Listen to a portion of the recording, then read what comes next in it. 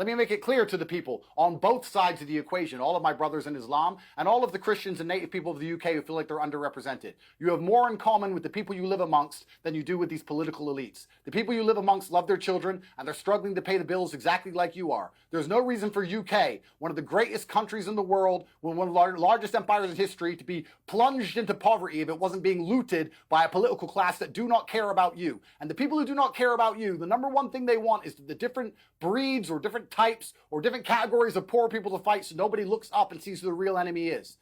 Britain can be a rich country and it can be prosperous and it can be safe and it can be regulated and the police can respond and it can be as beautiful as a lot as the first world Islamic nations are. There's no reason why it has to be the way it is unless a political class was failing the people who they're supposed to represent for generations. And that's where this anger and hatred comes from. Not because a video was made on Twitter. That is so infantile and asinine to believe that some little video on Twitter started all of these things. Here's what that is what's happening. So stop rioting amongst each other and realize who the real enemy of your freedom is. When you understand the truth about this world, listen, I was born on a Luton council estate and now I have hundreds of millions of dollars. And let me promise you, it's never poor versus poor. It's rich versus poor. When a black billionaire and a white billionaire meet, there is no racism because they are billionaires. Racism is what they use to divide the poor people, to stop us realizing that they lie about every single thing on the news, that they inflate the currency constantly, they send our money away to wars we're not interested in, nobody can afford their bills, nobody can afford health care, and you're going to die alone in some nursing home